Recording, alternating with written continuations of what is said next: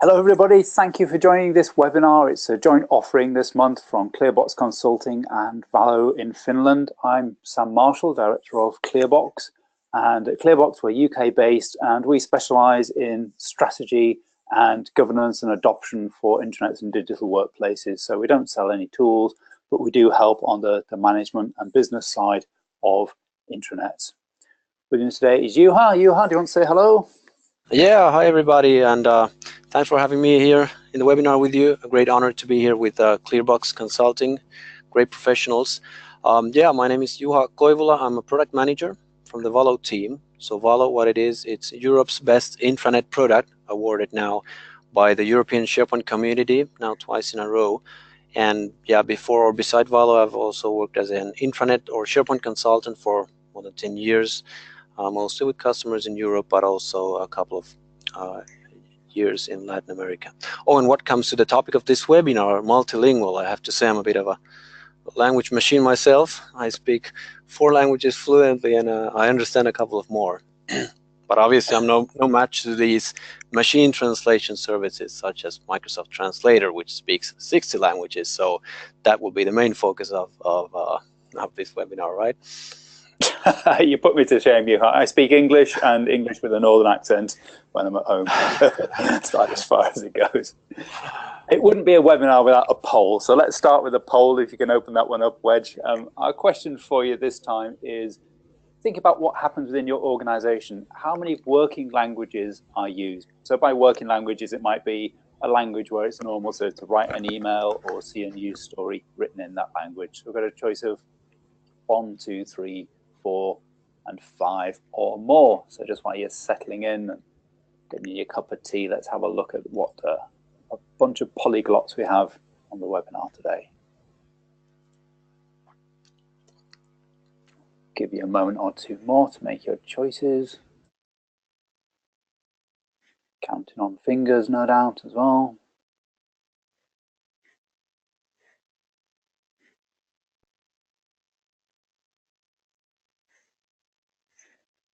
Wedge, how are we doing for responses? Shall we give people a few seconds more? Yes, I think they're just rounding out now. You can see that 2 and 5 languages are very popular. Can you see that, Sam? No, I can't, but I'll take your word for it. Okay, well, let me close the poll and tell you that 39% of respondents are dealing with 2 languages, 12% dealing with 3, 5% dealing with 4, and 30% are dealing with 5 or more languages. Wow, so that's interesting. What I'm guessing then is that the ones dealing with 2 are those in bilingual countries where often there's a legal requirement, and those dealing with 5+ are the proper multinationals where they've got sales or even major operations happening around the world. And there's the poll results. Okay, so what we're going to cover today. Let's talk first of all about what multilingual means and ways in which you might manage content. So I'll be taking you through some different characterizations of the options. And Juha and I are going to discuss about managing the process and some of the workflow and indeed the politics that come around language. And then I'll hand over to Juha for the second half of this presentation, where he's going to show us how to make it work in SharePoint and do a live demo as well. There'll be time for Q&A at the end, but as we go through, if you've got any questions that you want to put into the chat panel within the GoToWebinar interface, and please do so, and we'll feed those in if appropriate as we go through. So when we're saying multilingual, it can actually mean multiple things. So at a kind of base level, why it matters is that in some countries like Canada, Belgium, and Wales, in the UK, it can be a legal requirement that you do things in multiple languages within work, and that includes, of course, the intranet.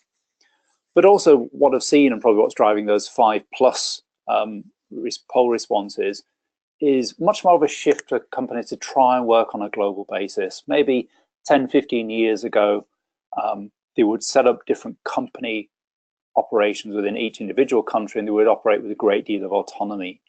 Now it's easier to communicate and collaborate together. They're starting to form teams where that isn't the case. The teams are global or span a whole region, and if you're in like Europe, Middle East, and Africa, then that can easily be 20 languages plus just within that zone. And what we need to remind ourselves is that we can't communicate with people unless you can understand what we're saying. And there are degrees of linguistic ability. So some people might be comfortable reading a simple document, but not so comfortable dealing with a conversation. And if we don't get this right, if we don't acknowledge that comprehension barrier, then the them and us kind of mindset that you often see between head office and regional operations can be 10 times as bad, because not only is there a cultural distance, but there's also a linguistic distance. When we get it right, the great thing about intranets is that it can be a fantastic way to reach across all this global organization and give people global news at the same time for everyone, give access to the same services and access to common ways of working. So when we say multilingual, there's a different range of ways of tackling this. It could be simply that when you go into your web browser, you can change settings, or if you're in something like SharePoint, you can change settings so the menu options go into your default language and script. Or it could mean that on your intranet, you've got some sites that are in local language and some that are in the company-wide language. It could even mean that on a page you see several languages, or that there's a little flag button where you can toggle the page between different translations. And I guess at the most extreme end, it could even be that all your documentation you can search in one language and find results written in many languages. So we'll be talking about the implications of these different takes on what multilingual means during this presentation. If you boil it down, though, I see basically three different possible approaches. You've got multiple sites, you've got content variants, and you've got mix and match. Let me take you through each one of those in turn. At its most basic level then, imagine we've got 3 employees in the UK, France, and Italy, all dressed according to their national stereotypes in this little icon that we got. So often when intranets start to grow into in a multinational business, each of these individuals would have their own site. The UK person would only go to a UK one, the French person would go to a French one, and so on. And then you get a reorganization, and someone at the top says, but this is ridiculous. We're not collaborating. We're all working in silos. Let's create some kind of global intranet on top, and probably we'll do that just in the local global language, which tends to be English as the kind of lingua franca. Always amuses me that the term for international language is lingua franca in English as well. And then you try and drag people into it. So what you're doing, in fact, is creating separate sites, each just in one language. And if you want to share anything between these sites, such as the Italian business copying something in the French business, probably they just do a copy of the text, they translate it offline, and then they upload something which is then a separate Italian translation. So why would you do this? Primarily because it's cheap and it's simple. And it happens without any kind of grand plan behind it. But what you get is something that has a strong local feel to it. And that can be good if the way in which the organization works is quite local as well. On the downside, getting people to go away from their local site and go and see that global one can be quite a struggle. You get this bit of a battle about what the start page should be, and people trying to change browser settings to force onto a local page that they don't really like. And if something does get translated between, say, the French and the Italian site, and then the source copy changes later on, then there's no way of keeping track to make sure the Italian copy is also up to date. So a much more sophisticated and scalable way to handle this is to actually do the content variations model. So in this, our 3 employees in London, France, and in the UK, France, and Italy all go to a single homepage, but it uses the browser preferences or the profile settings to serve up that content in whatever language suits them. And then when they go to subsections like strategy or products, they would also see that content rendered in the language of their preference. It doesn't mean that everything on the internet gets translated into every language. For example, for the Italian HR pages, it may be that it only really applies within Italy, so there's no point in having it in French, but you might do it in in English if you're a British company or an American company, so that expats can understand it too. So what we're doing here is using a smarter content management system that's delivering up content to match the user's preferred language. And also probably behind the scenes having workflow to manage the version control, and we'll come on to that shortly. What's good about this is that it gives a true mix between a global and local experience. There isn't that tension between seeing things on a local site versus a global site. And if it's done well, it keeps all the content in sync. The downside is that it's big and complex to set up. There is an implementation cost in getting a smart CMS that can manage all this. And it commits you to an overhead of translating most things most of the time, which can work out expensive if you're supporting 5+ global languages. The other thing to watch out, which is sometimes overlooked, is that you need really quite simple page layouts to handle this. Because if you don't, your designs can start to look very messy, and we'll show you some examples of that later. The third option is something of a middle ground. And this is what I often see in practice, which is the intranet serves up the local language if it has it, but if it doesn't have it, then it serves up the default language. So in this example on the left, you'll see our UK person sees everything in English, so that's fine for them. Our French person sees all the global content translated into French and some local French content in preferred language. But the engineers, they don't get it all translated. They have to speak English so they can collaborate with everyone else in their function. And the Italians have it worst of all. So let's say that the company policy is not to translate global corporate news into Italian. So they have to deal with English for that and engineering. And all they get is local news written in Italian. So the risk with this is that it starts to feel like if you're an Italian, you are a sideline in this global business. Why people do it largely is because that commitment in Model 2 of translating everything just gets too expensive. By saying, look, we'll have some local content where we don't translate it, we just leave it in Italian or French, that's fine. And we'll limit what we translate to the truly global things, the policies, the strategy, the really corporately important stuff. That much we'll fund. It allows you to make progress without leaving big white gaps on the page. And it also allows you to pragmatically publish quite quickly. So there's three different options for you. How do you manage that process behind the scenes? Well, to get it right, it does take good planning. If we think, for example, about publishing a breaking news story, say your company's quarterly results are available, what it's going to take is that someone actually drafts that news article, maybe a couple of days in advance, and lets all the communication teams and translators around the world know that it's coming. So you need something like a publishing calendar, and here's an example from airtable.com of how you can show content behind the scenes, which is in the pipeline.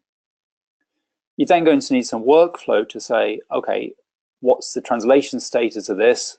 Maybe even have like approval from English into French and then sign off in French as well. And then the ability for someone to hit go live at the same time for all those versions to come out. If we think about that process for static reference information, so it might be about employee benefits or legal pages, for example, it's the same thing. But what you've got to watch out for is the lifespan of that content. So last year we did some work with a global telecoms company. All of their HR pages were available in about 26 different languages.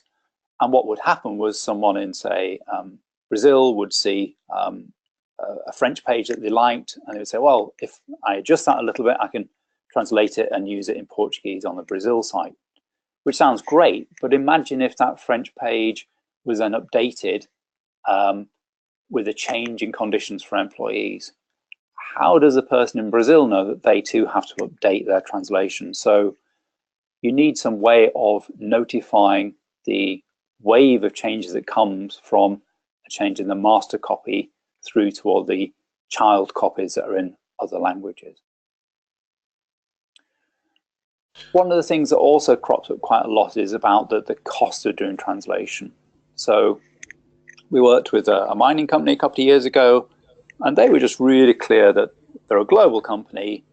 When we hire someone, we don't require that they speak the corporate language. If they're a local hire, we understand that they only speak their local language, and that's fine with us. So they had quite a big central budget to fund translation of anything that was important, and the central comms team would push it out. That's great. But often I work with comms teams who say, look, we don't have that budget. If we want to get a message out to our colleagues in Thailand, we're really relying on the Grace in Bangkok, who happens to be bilingual, being good enough as part of her job to take the message in English, translate it into Thai, and publish it. But we can't actually dictate what gets translated and what doesn't. So you get much less of a cohesive global model that way. But also you don't need to get approval for a great big translation budget. There's a middle ground that can sometimes work well, which is a summary-only model. So in the summary-only model, what you do is you create content in the company-wide language, and then someone takes maybe a 3-page document and writes a paragraph or two in the local language saying, this is what the big document's about. So that 1 or 2 paragraph summary allows someone who might not be a very confident English speaker to say, is this document relevant to me and going to be worth the effort of struggling through? And also, by having a couple of paragraphs at the start saying what it's about, you can help tune them into the topics that it covers, and maybe that probably helps with their comprehension of the more detailed document as well. Juha, is this something that you come across in terms of the workflow around managing translations? Yeah, absolutely. And I wanted to add that a best practice that I've seen very often in our customers is that they tend to have some kind of a social workspace for the global content producer team. So you would have, in the Microsoft world, you would have a Yammer group for the content producers, or maybe a Teams channel. And if it's not Microsoft, then there are tools as Slack or such. Because, after all, in a big publicly listed company, an important news item is really prepared during weeks. So it's not just a matter of creating it and pushing it to the languages. There's a lot of discussion needed. The wording in the different language versions has to match exactly with the original message. So there's no way around a little bit of manual work there. Yeah, good point. And I think it is good for people to understand not just what's coming, but maybe why it's coming and how the article is evolving as well. Mm-hmm. So some things to watch out for. First up, the language often reflects a culture as well. And in global organizations, there can be a sense of distance between things that are expressed maybe in the corporate language, which in a very literal translation don't come across very well from a cultural point of view. And I've worked a lot, for example, with Dutch colleagues. And if you take Dutch and do a very direct translation into English, it seems a bit blunt to us sensitive English types. We might feel that it's a bit too forceful, and we would like it wrapping up in more fancy words. So you've got to be aware that you can't necessarily just do a machine translation, for example, without having a local then say, yeah, but we need to change the tone of this as well to get the message across. And there can be gotchas in semi-shared languages. So ones like between Spain and Argentina, where European Spanish has quite different verb conjugations to Argentinian Spanish, for example. So you couldn't take European Spanish and just publish it within Argentina. Same with Brazilian Portuguese versus European Portuguese. And even in English, I mean, I have to keep reminding myself when I'm reading a US English text that there are some words like quite. So when an American says this is quite good, they mean, yeah, just short of awesome. When a British person says quite good, they mean it's not awful or it's not bad. Mind you, given the English precedent for understatement, maybe not bad is another way of saying really quite awesome as well in English. Some languages just need a lot more physical space. So when you're designing the page, you've got to allow for that expansion. So this box diagram I've got on the right of the slide, if you take English as a reference point, then something like Danish and Japanese, and I think Finnish as well. Is that right? You heard that they're all quite compact languages, aren't they? They don't take a lot of space compared to the English one. That's right. If you think about full sentences and paragraphs, right? But on the other hand, words in Finnish are very long, just like in some other languages. I think German is also notorious for that. So if you design like the navigation items, or single buttons, then you have to really be careful about fitting the text there in all those different languages. Right. Okay, great. And things like Spanish, Polish, and Hindi can take up to a third longer in terms of space. And then even the scripts. So if you go away from a Latin script to something like Arabic, Chinese, they can take a lot more vertical space as well. So think about that when you're designing buttons and menus. This example here, that's actually Thai. And if you go to the w3.org site, there's a very nice article. There's a link on that slide to that article just talking about script heights and things like right and left script alignment. When it comes to search, for this slide, I'm indebted to my colleague Martin White from Internet Focus, who not only knows an awful lot about search, but also knows an awful lot about multiple languages as well.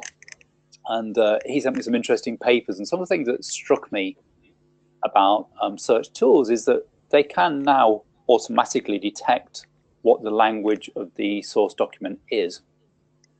But they usually build up an index which is language specific. So if you search for a phrase like global warming using the English keywords, it's actually going to only search the index of things that it's detected are in English. It's not going to find insights into global warming written in Chinese. It's actually incredibly rare for there to be a search engine that would do that. I hadn't really thought about this before, but yeah, if you work in a large organization then, and you search for a customer name that might be the same all around the world, say you're working with PwC or the BBC, you wouldn't think necessarily that your query was language specific, and you might be surprised that all your hits come back from your local market rather than saying the answer to what is my company doing with our clients around the world. And the answer is that they are working with PwC around the world, but the index is hiding things because the document's in a different language. Tagging too of multilingual content can be challenging. So something like SharePoint, it allows you to tag a document with multiple language translations of the tag. So you might have a document and tag it as global warming and then also say in Chinese, this is a Chinese word for it. I haven't got a clue what Chinese for global warming is, but I'm sure it exists. But then you need to think about how does a search engine interpret that, because it could say, oh, we love metadata. We are going to make things that are well tagged very high up the search results. And you might end up promoting a document which is purely in Chinese as a result of an English search because it's got an English tag on it. And then when you think about multilingual social, Juha, you had some thoughts on this, I think. Yeah, because, well, most of the intranets nowadays have some kind of a social component there, whether it's Facebook or Yammer or something. So what we've most seen, like one of the questions is, okay, so should we have some kind of a separate discussions per language? And what I've seen most customers do is they kind of let loose and they just have one, single comment feed, just like in this screenshot where you have maybe people commenting one news item and you see all those different comments in different languages there. Yammer actually has a decent in-place translation as well, but yeah, and I guess the people just prefer skipping the comments that they don't understand or they're not interested in. I think the evolution of automated translation is an interesting one, isn't it? It used to be that companies would set up language-specific groups within something like Yammer. So you might have the German group on global warming and then the Chinese group on global warming. I think people now are pretty good at understanding when they request a machine translation, it's going to be approximate and be more tolerant of the fact that it's only a rough translation. Yeah, definitely. Which I guess brings us on to automated translation as an option. So quite a few companies do use Google Translate and Bing Translate. And if you're on Office 365 and you ask SharePoint to automatically translate things, it will send it through to Bing Translate. Just as a security warning, though, it is actually then sending your content outside your firewall to a public server, and maybe your announcement about the Christmas dinner is fine, but there might be more corporate sensitive things that shouldn't be going out onto public cloud servers. In reality, though, a lot of translators, even professional translators, will use Google to get a rough cut, and then they'll do a final manual polish. And that final manual polish can be important because for things like legal documents, there's the concept of authorized translations. And again, I'm grateful to Martin White for telling me about this. Authorized translations mean that you have to have a certified translator who will take a legal document, produce it in another language, and almost like validate that this is the legal equivalent. And you can't just do that with machine translation at the moment. Yeah, I think it's always a rough cut. I mean, it's always it's a good help, these like automated translations, but it's like 90%, 95% ready, depending on the target language a little bit as well. Yeah. So I'm going to hand over to Juha now. Wedge, if you can give Juha screen control, and you're going to talk about making it work in SharePoint, and looking forward to seeing a live demo if we can. Yeah, sure. Let's have a look at how to do it in SharePoint. Actually, I forgot to mention in the beginning that those of you who were expecting my colleague Knut to be here, unfortunately he's sick today, so he couldn't make it. So, but yeah. You made it until here, so thank you very much for your trust. So yeah, how to do it in SharePoint. So here's kind of a couple of the building blocks we have. Can you see my screen? Just making all sure. Good. Yeah, excellent, thank you. So yeah, in SharePoint there's a thing called variations, which is a feature that copies content from one language to others. There's something called MUI, Multilingual User Interface. Then you can do other things such as creating columns per language for the items, or setting up site collections per language. And I will show you examples of how these are done in real life. First of all, and the really kind of unfortunate thing about SharePoint is really that the variations is not something that I would recommend. So there's nothing worse than having to wait for several hours or sometimes days to get your master news item populated to the other languages. So once you've been through that a couple of times, you just start looking for some alternatives there. So we are not using variations, but I hope someday Microsoft can get that into a better shape. Okay, so what else is there?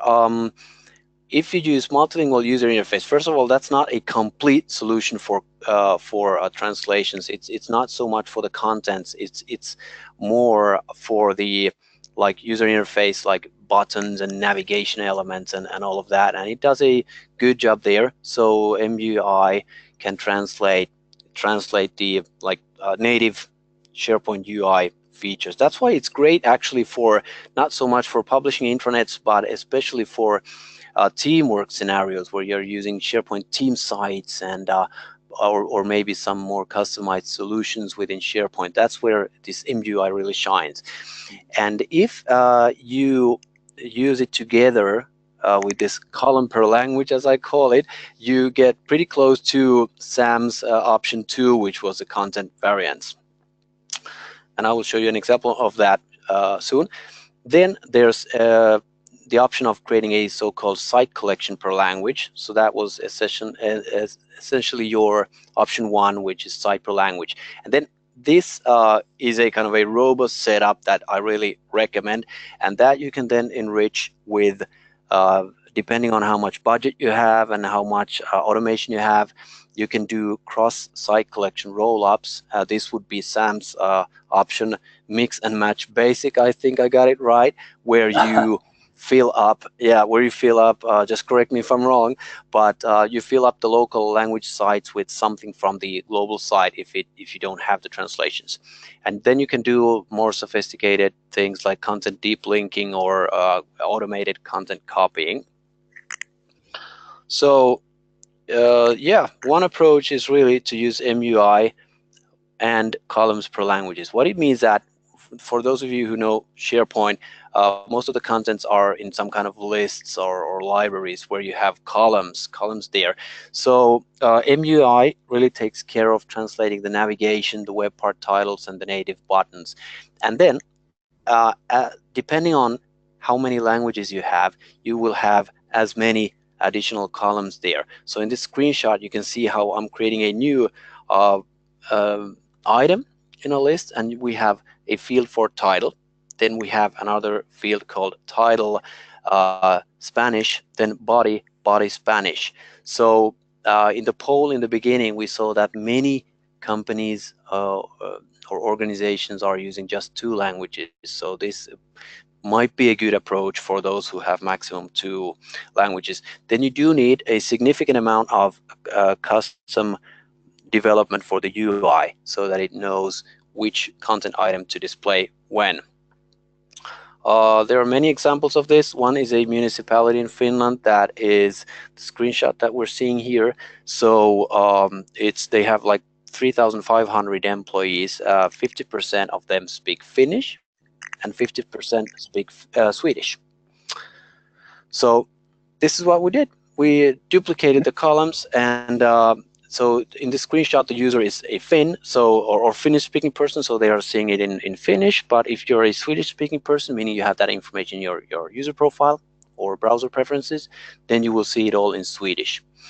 The real downside here is that you will obviously have a hard time scaling it up for 3 or more languages, because you will have to create additional columns.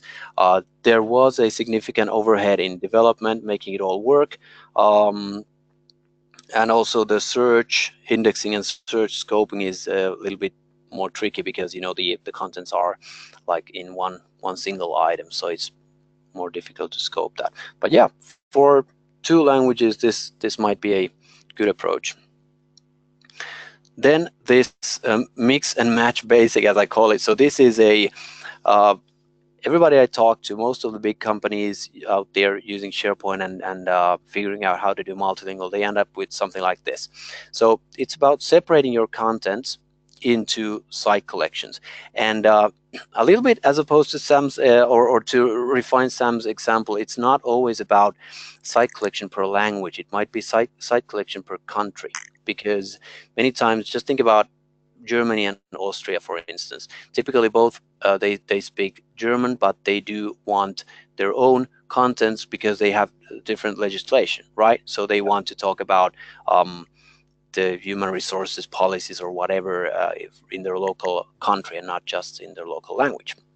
So the landing page might be like this, where the user chooses their language, and then this is the global site where the global content producers produce their content, but this is not so much where the users spend their time. So you can see the area marked in red, that's like indicating the site the user is in.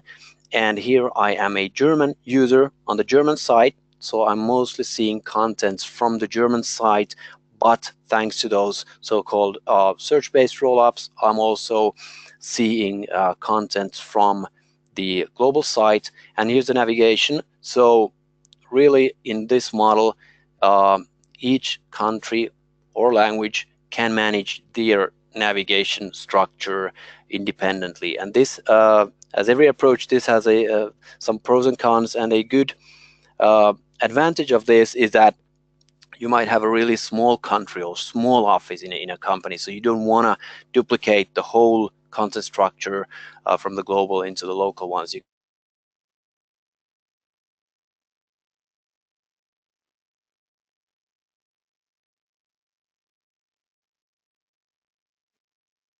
can have a really more restricted one. And sometimes you just don't have, the muscle to create all this new fresh content there. So you can also make these like mixed rollups. As you can see here, this is the so-called Our People rollup on the front page on the German side. So it displays whatever is newest. So there's a new employee presentation. The first one is in German, so it's from the German side, but the second most recent is actually a English speaking person. So there's always fresh content, whether they've been able to produce it locally or not. Okay, then I will show you another demo, which is a little bit more sophisticated, because here it's about automated content copying and translating. And this I will show you with a real life demo. So the overview is like this. We are talking about alert news. So on the global side, the global content producer creates in an alert news and wants to push it to the countries or languages. So we have this really nice tool called Microsoft Flow, which is in Office 365, and Microsoft Translator. So we created a flow that what it does, it sends email alerts to the local content producers. It might, by the way, as well, create a post in this social workspace for the content producers. If you have a channel in Microsoft Teams, for instance, Microsoft Flow could post there a message saying there's a new alert news now, please translate. And what it also does here in this example, it actually creates a copy of this global item and automatically translates it and saves it as a draft so that the local content producer can go and finalize and publish it. Okay, so here I am on a, let's have a quick tour first on the site. So this is the global site like this. This is where we produce global contents, and this is the German site. Okay, so they are really separate site collections, just using some search-based rollups displaying contents from elsewhere. And this indicator, and by using this here, I can also jump. If I want to see what's on the China side, I could go have a look there. So could you get back again if you did that? Sorry? Just say if you change it into Chinese, could you get back again? That's always the challenge, isn't it, when you change language settings? Yeah, that's really good point, because on the China side, and we do have customers using this tool in Chinese, so it's real stuff really. So this is all in Chinese now, and I do have a little bit of trouble now figuring out which one of these actually is the German side that I came from. But luckily there's a creating trouble for you. Yeah, in the browser. Yeah, thanks for the question. So yeah, now I'm the global content producer, and I want to publish a so-called alert news, something for the whole company. So I just have the content here ready. So it has a title like this, and it has a body. So I will publish this in English now.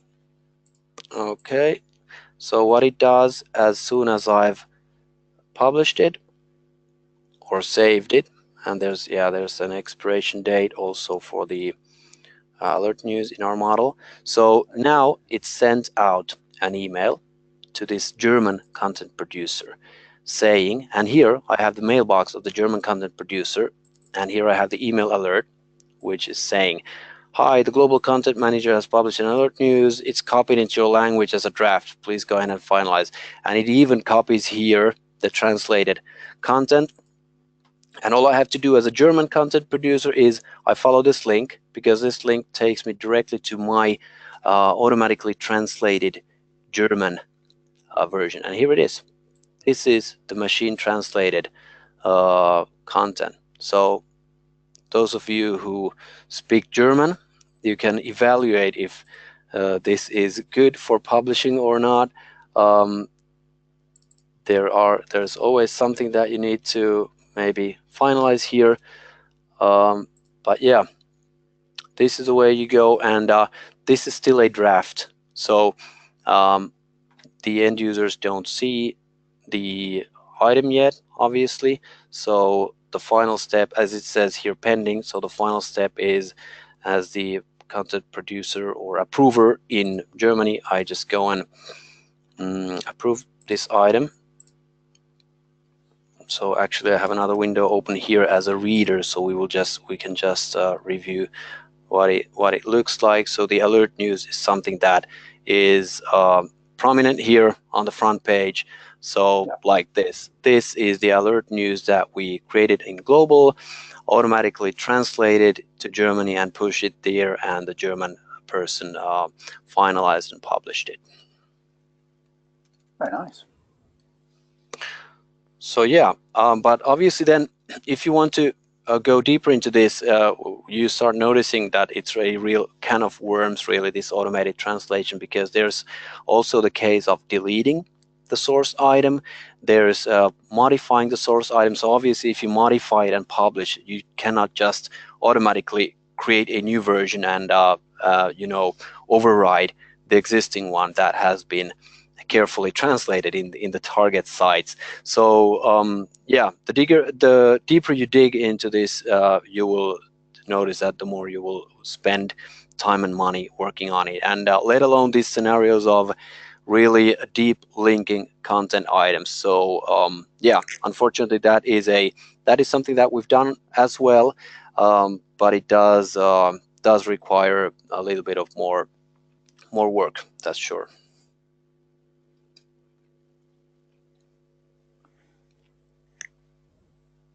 Okay, great. Is that everything you wanted to go through, Juha? Yes.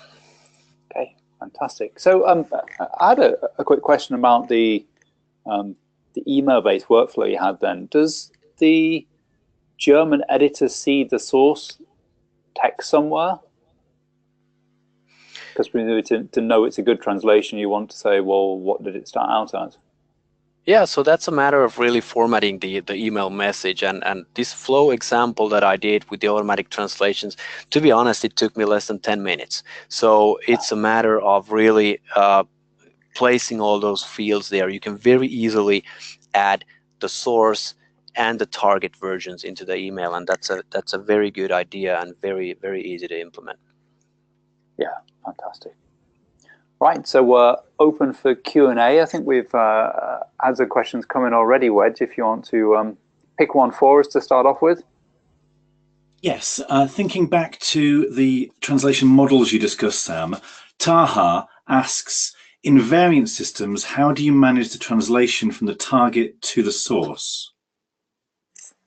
Yeah, so if we're talking about Microsoft variations and how it works in SharePoint, for example, you basically have the reference site, let's call that the parent site, where you will create things in the original language. So if we say the parent site is going to be in English, you then create subsites for each of the countries or languages that you want to represent. So you might have a subsite for French, for example. And what happens in the setup is that if I create something new in the parent site in English, that will trigger workflow for the owner of the French site saying, there's a new item here, you need to translate it. So it will be pushed down into the French site, but it won't be published. It will stay in draft until they've gone in, created the French translation of it, and also hit publish on the French site. And then the good thing about variations, they have their shortfalls, but the good thing about SharePoint variations is that if I then change the text in the parent copy, that will trigger another workflow saying there is an edit made, Mr. French editor, please go in and check it and republish if you want to. So that's a basic managed relationship, and that's what Juha was saying, that if you reproduce this with workflow, then you also have to think about how knotty and tricky does it get to reproduce all those dependencies. I mean, I don't want to over-egg this, because pragmatically speaking, I do also see, for example, global HR teams where they all sit together and they say, right, you know, we're going to make this policy change. We support 10 different languages. And someone basically says, right, everybody, we're all in the same office. We need to get 10 translations done. So not everything has to be really fancy workflow. If you all sit as a team, or if you have even that Yammer group saying there's maybe only 10 things a year that we need to translate, so we can coordinate it manually. It's just, you've got to be careful when you get to thousands of documents and a lot of languages to support. Okay, this one's for you. You wanted to add to that? Oh, sorry, go on. Juha, can I ask a question on behalf of Arnold? Yeah, go ahead. Arnold asks, isn't having several languages in the same publishing page devaluating the relevance for the search engine? Yeah, it is, and that's what I think he's referring now to this bilingual municipality where we created like multiple columns for one content item. So that's exactly one of the shortcomings. So the search is a lot more difficult to get right. Yeah. Okay, and Arnold also asks, when you're creating all of these translations, how do you link to the correct version of the page for the correct person? Okay, so the email alert that I sent in that example, that was just a hard-coded email address, but in reality there is typically an AD group called like Content Producers Germany, something like that. So that's I think that's the standard way to do it. I hope I understood the question correctly. Well, maybe we can also answer the variation or the other way of interpreting that, which is, how does SharePoint know that Josephine is French and would like to see French? Because I kind of sweepingly said, oh yeah, it picks up the user preference and shows Josephine the French page. But what's going on there? Is that normally taken from the browser language setting or the AD setting? Okay, so the end user's point of view. So in our model and the demo I showed you, actually the user, first thing they see is a landing page where they choose their preferred language, or actually it's the country. So that's where they will spend most of their time. Now, when it comes to SharePoint's native features such as this MUI, multilingual user interface, there's like a hierarchy, and it does interpret. It does read the user profile and the preferred language that's there. It also reads the browser's preferred language, and if I'm not mistaken, also the that one, the landing page. And so the multilingual user interface detects the language from many different sources, actually. And again, the logic of that can get quite tricky, can't it? So again, thinking at telecoms company we were working with, there were a lot of people in Germany who were expats that said, well, I want to see the German pay and employment conditions, but I want to see them in English because I'm an expat. So you can't just assume that language and country are synonymous for what people want to see. Yep, that's right. There are some really tricky combinations there. That's right. Right, any more questions? Yes, Michelle asks, can you manage the translations and the flow of translations via a mobile device? And possibly more importantly, how do these translations work within the SharePoint app?